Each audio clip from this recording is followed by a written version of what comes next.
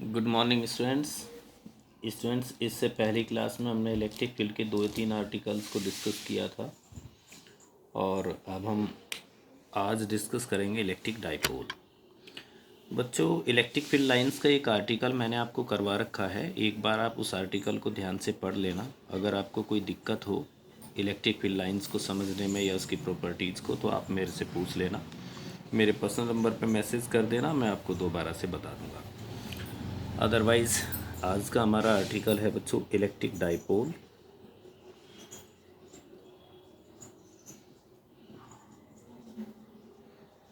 बहुत सिंपल चीज़ है। Two equal and opposite charge are placed at a certain distance is called electric dipole. Electric dipole एक ऐसा arrangement होता है जिसमें इक्वल और अपोजिट चार्ज कुछ डिस्टेंस पर रखे होते हैं और ये डिस्टेंस बहुत ही स्मॉल होती है।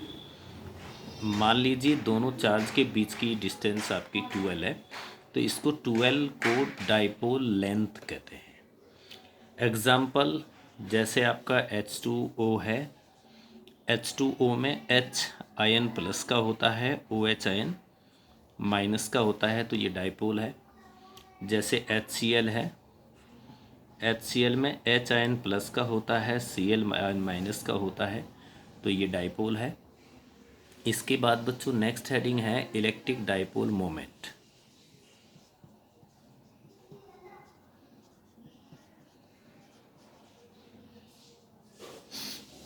इलेक्ट्रिक डाइपोल मोमेंट जिसको हम P से रिप्रेजेंट करते हैं, इसको आप स्मॉल p भी लिख सकते हैं, कैपिटल P भी लिख सकते हैं। इलेक्ट्रिक डाइपोल मोमेंट P किसके बराबर होता है? P magnitude of either charge, magnitude of either charge. जैसा कि आप जानते हैं डाइपोल में 2 चार्ज होते हैं, तो इसमें से किसी भी एक चार्ज का मैग्नीट्यूड इनटू डाइपोल लेंथ के प्रोडक्ट को हम इलेक्ट्रिक डाइपोल मोमेंट कहते हैं। तो P इज इक्वल टू, इसमें से कोई भी एक चार्ज आप ले लें Q और उनके बीच की distance L। P vector quantity है तो इसलिए आपने L पे वेक्टर लगा देना है। अगर स्केलर फॉर्म में आप इसको लेंगे तो P is equal to simple आप 2QL पढ़ सकते हैं, लेकिन इसमें ध्यान ये रखना है कि 2L आपकी डाइपोल लेंथ है, डाइपोल लेंथ L नहीं है, 2L है। इसकी यूनिट की बात अगर हम करें तो यूनिट Q की यूनिट कूलम्ब होती है और L की यूनिट मीटर होती है, तो इसकी यूनिट होती है कूलम्ब इनटू मीटर। इसके बाद बच्चों नेक्स्ट आर्टिकल है आपका electric field due to electric dipole, और इसमें पहला हेडिंग आपका एट एक्सियल पोजीशन। इसके लिए हम एक डाइपोल लेते हैं जिसमें यहाँ -Q चार्ज रखा हुआ है और इससे 12 डिस्टेंस पर यहाँ पर +Q चार्ज रखा हुआ है और इसकी लेंथ है आपकी 12 डाइपोल लेंथ। ये डाइपोल का सेंटर है O। इस सेंटर से स्मॉल r डिस्टेंस पर यहाँ एक पॉइंट P है जिसकी डिस्टेंस सेंटर से, डिस्टेंस हमेशा डाइपोल के सेंटर से मेज़र की जाती है। अब हमें यहाँ पर इलेक्ट्रिक फील्ड निकालना है। बच्चों, हमारे सिस्टम में 2 चार्ज है, एक -Q एक +Q, इसलिए यहाँ पर इलेक्ट्रिक फील्ड भी 2 ही होंगे। तो हम सबसे पहले +Q चार्ज के कारण इलेक्ट्रिक फील्ड यहाँ निकाल लेते हैं। +Q चार्ज के कारण electric field E1 is equal to 1/4πε0 into Q by, और +Q चार्ज से डिस्टेंस देखिए, यहाँ से यहाँ तक की डिस्टेंस आपको चाहिए। हमारे पास O से P तक की डिस्टेंस है R। इसमें से ये वाली जो डिस्टेंस है जो 2L की हाफ है, L डिस्टेंस को हम सब्ट्रैक्ट कर देंगे तो ये डिस्टेंस हमारे पास बच जाएगी R माइनस L। और अगर डायरेक्शन की बात करें तो पॉजिटिव चार्ज से डायरेक्शन अवे होती है, यानी कि इसकी डायरेक्शन इलेक्ट्रिक फील्ड की E1 ये होगी। इसके बाद -Q चार्ज के कारण इलेक्ट्रिक फील्ड निकालना है, तो वो बच्चों E2 is equal to 1/4πε0 into Q by R plus L, और यहाँ से यहाँ तक की डिस्टेंस R प्लस L होगी, ये R और ये L। और जैसा कि आप जानते हैं नेगेटिव चार्ज है तो इलेक्ट्रिक फील्ड की डायरेक्शन हो गई ये। इसको आप कैसे लिखते हैं वो सब नोट्स में मैंने आपको लिखवा रखा है, नोट्स मैंने आपको बनवाए हुए हैं, ये थोड़ा रिवीजन क्लास चल रही है। तो अब देख रहे हैं कि दोनों की दोनों इलेक्ट्रिक फील्ड एक दूसरे के अपोजिट है, तो हम कह सकते हैं कि नेट इलेक्ट्रिक फील्ड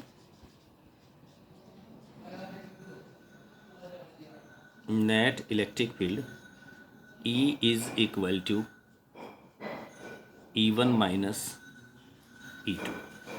अब ये जो नेट इलेक्ट्रिक फील्ड E है E1 माइनस E2, अब आपको E1 में से E2 को घटाना है, तो आप देखेंगे दोनों में से Q by 4 pi epsilon not common, और यहाँ पर बचेगा 1 by R minus L minus 1 by R plus L, ये हमारे पास बचेगा।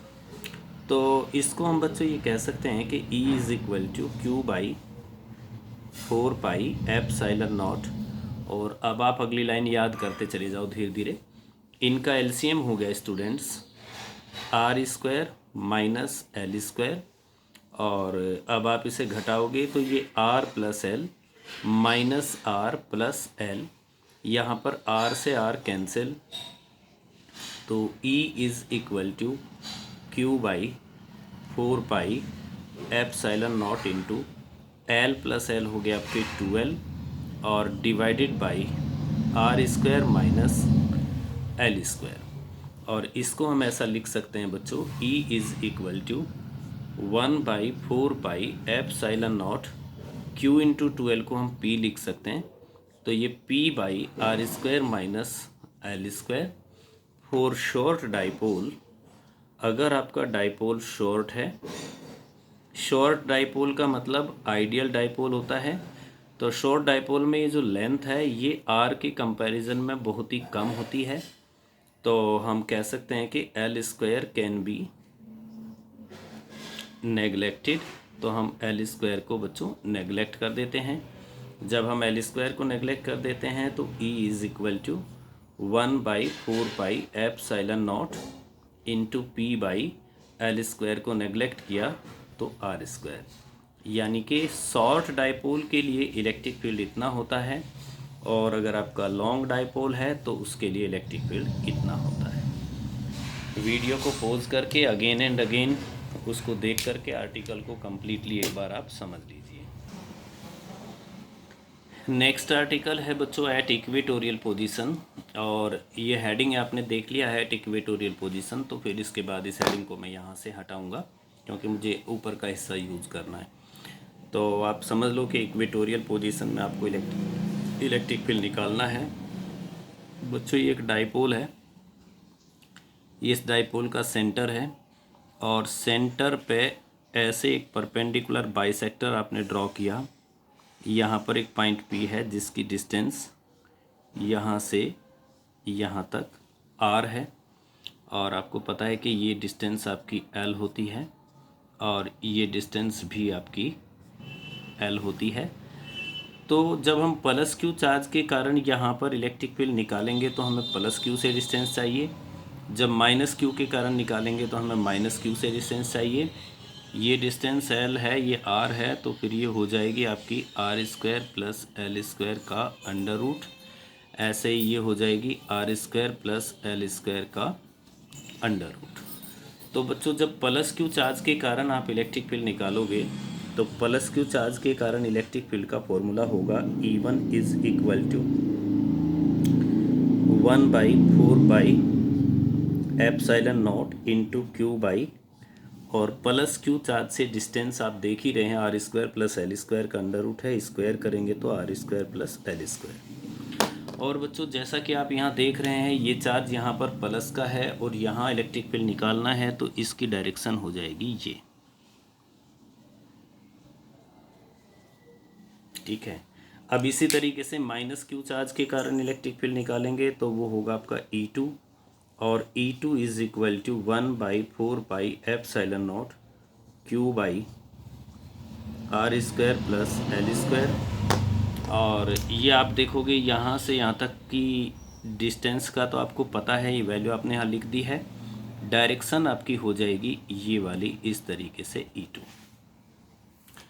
वैसे तो आप देख रहे हैं क्लियरली E1 और E2 बराबर है, बस खाली डायरेक्शन का ही अंतर है। तो अब बाकी का काम आप डायग्राम में समझेंगे। यहाँ पर मैंने ऐसे दो एक्सिस बच्चों बना लिए हैं,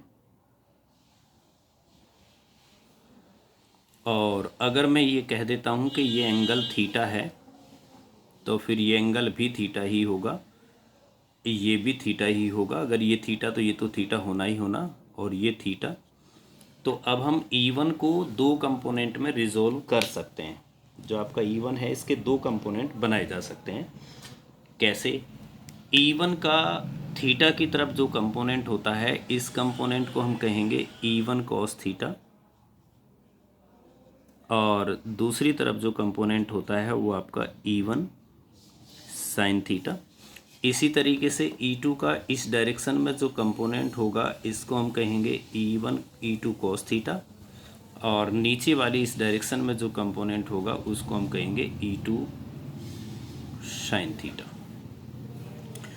अब बच्चों जैसा आप ऊपर देख रहे हैं E1 और E2 दोनों बराबर हैं, और इसलिए आपका E1 sine theta E2 sine theta से कैंसिल हो जाता है, क्योंकि एक ऊपर है एक नीचे और बराबर है। तो बचते हैं हमारे पास केवल दो कंपोनेंट, एक E1 कॉस थीटा बचता है और एक E2 कॉस थीटा बचता है। तो इनकी हेल्प से अब हमारा जो नेट कैपेसिटेंस होगा, नेट इलेक्ट्रिक फील्ड, आप इलेक्ट्रिक फील्ड समझें, मैं कैपेसिटेंस पढ़ा रहा था इसलिए मुझे कैपेसिटेंस याद रहा। नेट इलेक्ट्रिक फील्ड जो होगा वो E1 कॉस थीटा और प्लस इसके साथ साथ आपका E2 कॉस थीटा। अब आपने ये देख लिया है कि E1 और E2 दोनों सेम हैं, तो इसलिए हम कह सकते हैं कि E इज़ इक्वल टू हो जाएगा 2E1 कॉस थीटा। और इसको हम क्या लिख सकते हैं, देखिए E is equal to 2 as it is E1 की वैल्यू ये लिख देंगे 1/4 pi epsilon naught into Q by R square plus L square, और कॉस थीटा की वैल्यू आप इस डायग्राम से cos theta is equal to base upon hypotenuse होता है। तो इसकी वैल्यू आपने base upon hypotenuse L upon R square plus L square का अंडर रूट।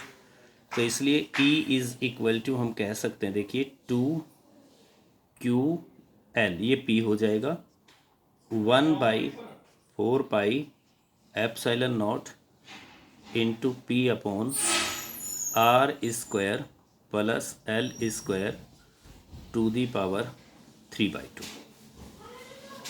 तो ये फॉर्मूला होता है बच्चों। और अब हम कहते हैं फॉर शॉर्ट डाइपोल,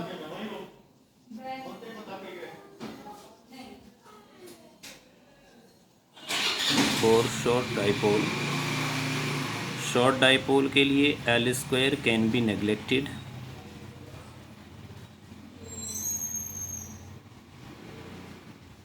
और अगर L स्क्वायर नेग्लेक्ट हो गया तो फिर हम इसे क्या लिखें, E is equal to 1/4 pi epsilon naught into P by L square को आप नेग्लेक्ट कर दो R की पावर 3। ये आपका इक्वेटोरियल पोजीशन में इलेक्ट्रिक फील्ड हो गया। और आप जैसा देख रहे हैं डायग्राम में, नेट इलेक्ट्रिक फील्ड जो बना है वो E1 कोस थीटा और E2 कोस थीटा को जोड़ने से बना है, इसलिए नेट इलेक्ट्रिक फील्ड की डायरेक्शन भी यही होगी। और इस डाइपोल के लिए P की डायरेक्शन आपकी ये होती है, तो हम ये कह सकते हैं कि electric field is anti parallel to the P।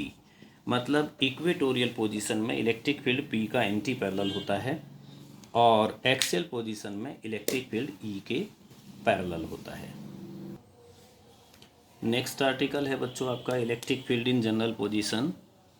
General position में आपका कोई पॉइंट P है जिसका यहाँ एंगल थीटा और डिस्टेंस R है, और इस इलेक्ट्रिक डाइपोल के लिए बच्चों P की जो डायरेक्शन है वो ये है, नेगेटिव चार्ज से पॉजिटिव चार्ज की तरफ। तो अब ये जो P वेक्टर है, आप इसके दो कंपोनेंट बना सकते हैं। P वेक्टर का एक कंपोनेंट आप इस डायरेक्शन में बना सकते हैं, और दूसरा कंपोनेंट आप इसके ठीक परपेंडिकुलर डायरेक्शन में ऐसे बना सकते हैं। तो P का इधर वाला जो कंपोनेंट होगा बच्चों, उसको तो हम कह सकते हैं P कॉस थीटा, और इधर वाला जो कंपोनेंट होगा उसको हम कह सकते हैं P साइन थीटा। अब P cos theta dipole moment है किसी डाइपोल का, इसके लिए ये जो पॉइंट यहाँ आपने बनाया है पी, ये एक्सियल पोजीशन में है, और पी साइन थीटा के लिए ये पॉइंट इक्वेटोरियल पोजीशन में है। तो जब हम पी कोस थीटा के कारण यहाँ इलेक्ट्रिक फील्ड निकालेंगे तो हम एक्सियल वाला फॉर्मूला यूज़ कर लेंगे, और जब पी कोस थीटा के लिए एक्सियल का फॉर्मूला यूज़ कर लेंगे, और पी साइन थीटा के लिए इक्वेटोरियल का फॉर्मूला यूज़ कर लेंगे, और उसकी डायरेक्शन के आधार पे हम नेट इलेक्ट्रिक फील्ड कैलकुलेट कर देंगे। तो सबसे पहले मैं इलेक्ट्रिक फील्ड निकाल लेता हूँ ई पी कोस थीटा के कारण। जो एक्सियल वाला फॉर्मूला यहाँ पे लगना है 1/4πε0 इंटू, एक्सियल वाला फॉर्मूला होता है 2p/r³। तो यहाँ p की जगह आपको p कोस थीटा लिखना है, तो ये हो गया आपका 2p cos theta divided by r³। और एक्सियल में हमने बताया था कि एक्सियल में जो डायरेक्शन p की होती है वही डायरेक्शन e की होती है। तो बच्चों e की जो डायरेक्शन हो गई वो हो गई आपकी ये।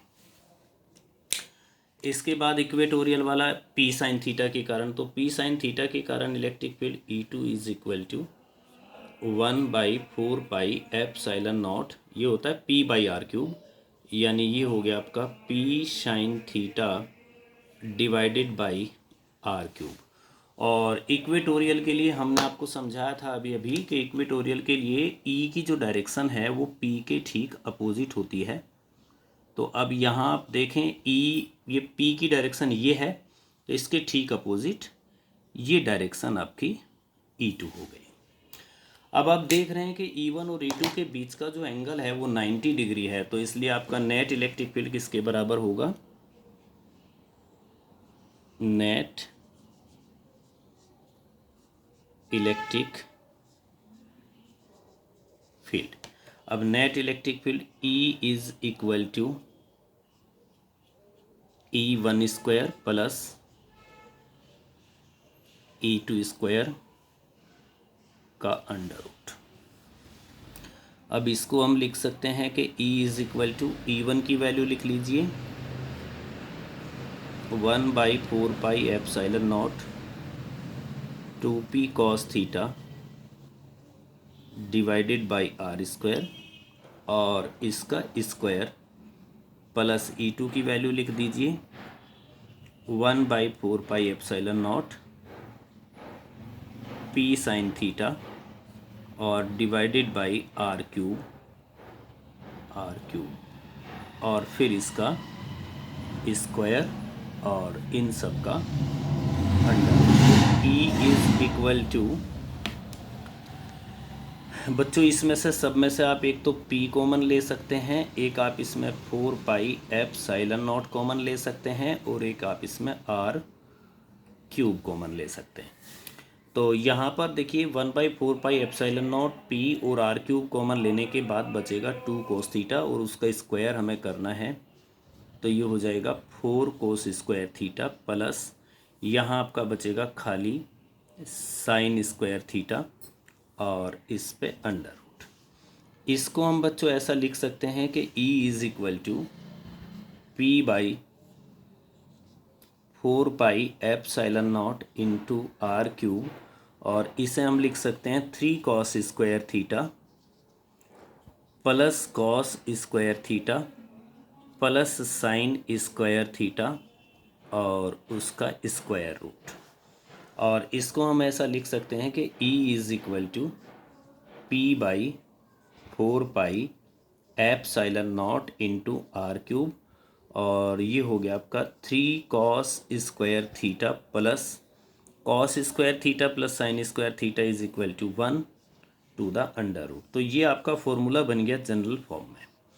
बच्चों इसमें आपका एंगल की बात करते हैं, इधर हमारे पास थोड़ा सा स्पेस है, तो सबसे पहले हम इसका नेट निकाल लेते हैं। तो नेट निकालने के लिए हमें क्या करना होगा, हमें यहाँ से एक इस तरीके से पैरेलल लाइन, और यहाँ से हमें एक पैरेलल लाइन, और ये जो पैरेललोग्राम बन गया है, इस पैरेललोग्राम का जो डायगोनल होता है वो इसके नेट इलेक्ट्रिक फील्ड को रिप्रेजेंट करता है।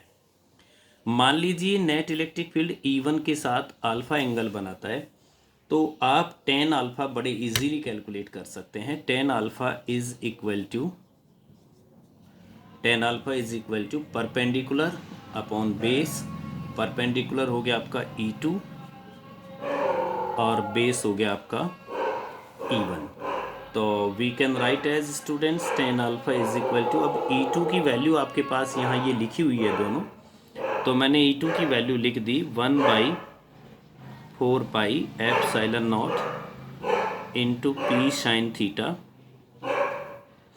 और divided by r cube divided by 1/4 pi epsilon naught into 2p cos theta divided by r cube. अब आप इसमें से ये 1/4 pi epsilon naught cancel, p से p कैंसिल, आर क्यूब से r cube cancel, then we can write as tan alpha is equal to 1/2 और sine theta by cos theta is equal to tan theta. ये direction होगी net electric field की और ये आपकी electric field की value होगी। अब इसमें कुछ केस बन सकते हैं, सब केस बन सकते हैं। नंबर 1, अगर हम बच्चों ये मान लें कि if theta is equal to 0 degree और theta is equal to 0 degree का मतलब ये एक्सियल पोजीशन बन जाएगी, और जब आप थीटा को 0 लिखोगे तो कॉस 0 की वैल्यू 1 होती है, तो ये 1 हो जाएगा और ये 3 + 1 4, 4 का रूट होगा आपका 2। तो हम लिख सकते हैं कि E इज़ इक्वल टू हमारे पास होगा 2p upon 4 pi epsilon naught into R cube. अगर डायरेक्शन की बात करें तो डायरेक्शन के लिए tan alpha is equal to 1/2 into tan theta को आपने 0 लिखा, तो इसका मतलब अल्फ़ा इज इक्वल टू 0। इसके बाद सेकंड कंडीशन, अगर हम ये मान लें कि बच्चों theta is equal to 90 degree, तो theta is equal to 90 degree बच्चों इक्वेटोरियल पोजीशन बनेगी। और अब आप E इज़ इक्वल टू निकालिए, तो E इज़ इक्वल टू निकालने के लिए कॉस थीटा को 90 लिखेंगे, तो कॉस 90 की वैल्यू 0 होती है, तो ये 0 हो गया, यानी पूरा टर्म 0 हो गया, तो ये 1 का रूट 1 ही हो, यानी कि ये बचा खाली p upon 4 pi epsilon naught into R cube. अब एंगल की बात करते हैं तो tan alpha is equal to 1/2 into 1090, और बच्चों 1090 की वैल्यू इनफाइनाइट होती है, यानी कि tan alpha is equal to 1090 की value infinite, tan alpha is equal to infinite, और अगर ये इनफाइनाइट है तो alpha is equal to 90 degree. ये आपका आंसर है इक्वेटोरियल पोजीशन में, एक्सेल पोजीशन में, जनरल पोजीशन में। वीडियो को बार बार पॉज कीजिए, आगे पीछे हटाइए, और इसके बाद आप ये आर्टिकल्स कंप्लीट कर लीजिए। इलेक्ट्रिक फील्ड लाइंस का आर्टिकल आपको खुद करना है, तो आप उससे खुद कर लीजिए।